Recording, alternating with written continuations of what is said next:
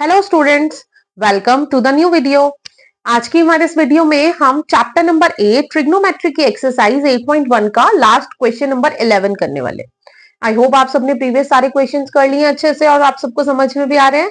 सो चलिए करते हैं क्वेश्चन नंबर 11।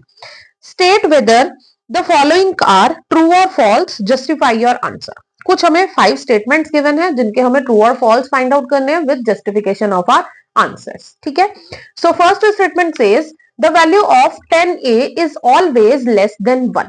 हमें फाइंड आउट करना है क्या ये स्टेटमेंट ट्रू है या फॉल्स है। सो चलिए स्टूडेंट्स, यहां पर बात की जा रही है 10a की।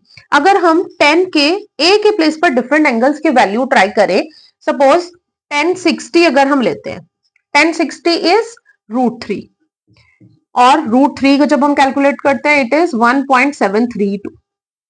ठीक है, ऐसे ही अगर आप 1090 डिग्रीज की वैल्यू लेते हैं, सो 1090 is infinitive, infinitive is greater than 1, here 1.732 is also greater than है 1 के।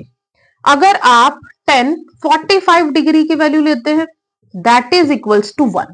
सो यहां पर हम क्या देख रहे हैं, जैसे जैसे हम एंगल की वैल्यूज इंक्रीज कर रहे हैं वैसे वैसे उनकी कॉरेस्पॉन्डिंग वैल्यूज भी इंक्रीज होती जा रही है, जो कि कैसे है 45 के बाद ग्रेटर देन 1 है।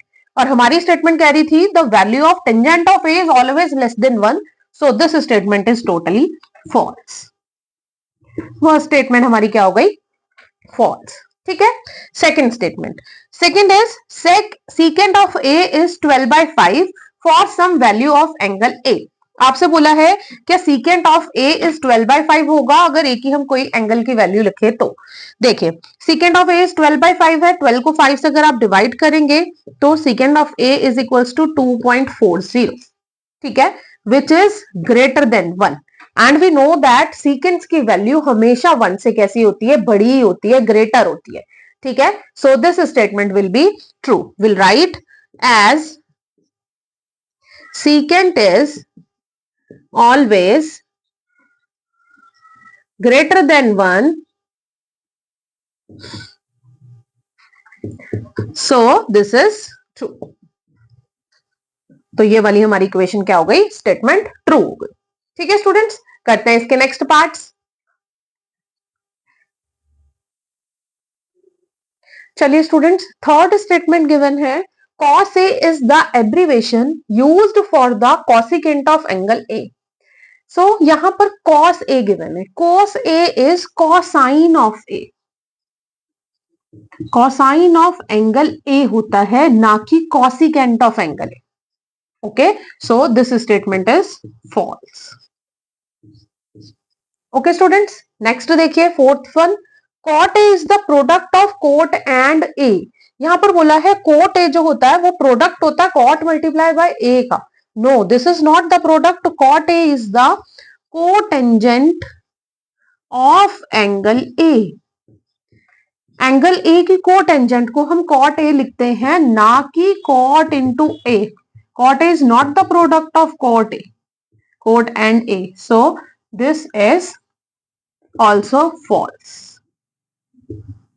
Okay students, so last statement देखिए, sin theta is 4/3 for some angle of theta. Here sin theta is 4/3, अगर आप 4 को 3 से डिवाइड करते हैं सो इट विल बी 1.66। ठीक है, which is greater than 1 and we know that all values of sin theta is always less than 1, so will write as sin theta is always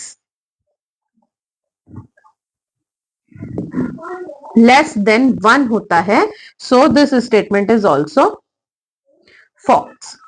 okay students, I hope ये 5 statements आप सबको clear हैं। अब मैं आपको बताती हूँ सारे जो हमारे ट्रिग्नोमेट्रिक फंक्शंस हैं उनकी वैल्यूज कहां से कहां तक लाई करते हैं। ओके,